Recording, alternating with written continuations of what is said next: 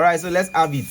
Evaluate the integral from 0 to pi over 4 of secant x over sin x plus cos x dx.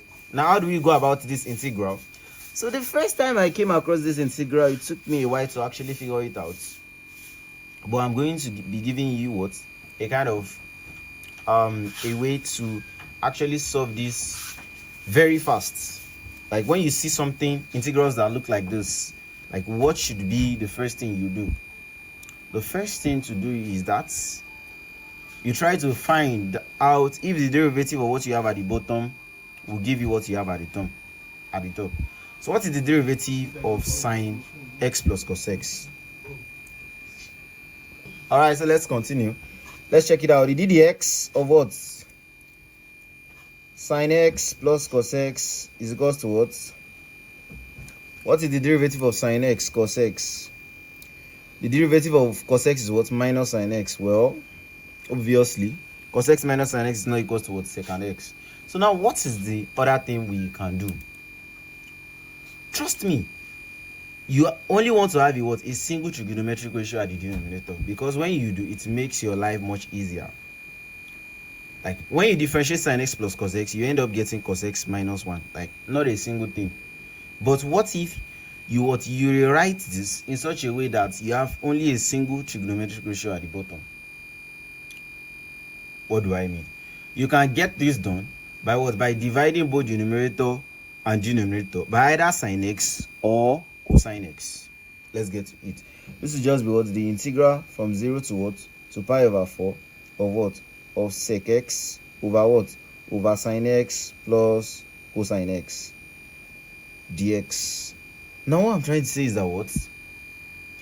Multiply the numerator and the denominator by what? By either 1 over sin x or 1 over cos x. But what is 1 over sin x? Cosec x. What is 1 over cos x? Sec x. You get what I'm trying to say? So which one should we do first? Sin x or cos x, and see what will happen. Let's try it out of sin x firstly. That means to remove sin x, we'll multiply the numerator and the denominator by what? By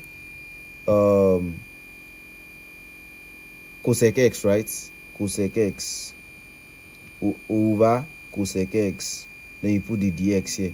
Do you get? So this will just be the integral from 0 to pi over 4 of sec x times cosec x. That's sec x cosec x. Sorry.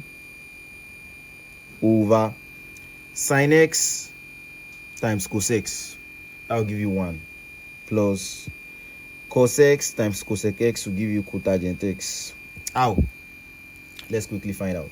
Sin x times cosec x. What is what? Cosec x. 1 over sin x. Do you get? This cancels out this. It remains 1, right? What about cos x times cosec x? That's cos x, cosec x. Cos x multiplied by 1 over sin x. Right? Because cosec x is the reciprocal of sin x. So what is cos x over sin x? Cotangent x. Do you get? So that is how I got this. Then you put dx. Now let's try it out. Now, the derivative of denominator. The derivative of 1 plus what? Cotangent x is actually what? Minus cosec square x. So even if one of the cosec, like if one of that cosecant x cancels out, it will still remain cosecant x and this sec x. So yeah, this is not working out as we want. Now let's try to remove cos then. Do you get? So now not this approach, not this one. Let's try another one. So the integral from 0 to pi over 4 of what? Of secant x over what? Sin x plus cosine x times. Now don't forget, we want to remove what? Cos x. So that means we multiply by what? Secant x. Both the numerator and denominator. Why? Because cosec x times, we want to remove cos x. But cos x times sec x will give you what? 1. Because sec x is 1 over cos x. So you multiply this one by secant x. You multiply this one too by what? By secant x dx. All right, so follow me. Let's see what that will give us. That will be equals to the integral from 0 to pi over 4 of sec x times sec x is what? Sec square x over sec x times sin x is what? Tan x plus cosine x times sec x is what? 1. Then you put the x. How did I do what I just did? Sin x times sec x, same thing as sin x times 1 over cosine x. Don't forget that sec x is 1 over cos x. So sin x over cos x is tan x. What about cos x times sec x? That's cos x times 1 over cos x, right? This cancels out. That is how this will come about, this one. Now, what is the derivative of tan x plus 1? That will give us what? Sec square x. And that is what we are going to. Do you get? The derivative of tan x plus 1 will give us sec square x. So that means this approach is working. Do you get? Now let's get down to it. So you make u to be what? Tan x plus 1. Assume u is tan x plus 1. Then you find du dx. That will be what? The derivative of tan x is what? Sec square x plus 1. That's just what? The derivative of 1 is 0. So that's sec square x plus 0, which is sec square x. Then this is over 1. Then you do what? You cross multiply. Dx times sec square x will be what? Sec square x dx is equals to what? Du times 1 is what? Du, right? Exactly. So now let's go back here. So this will be equal to what? This will be equal to the integral from 0 to pi over 4 of, now what is what? Sec square x dx. Sec square x dx is what? Sec square x dx is what? Du over what?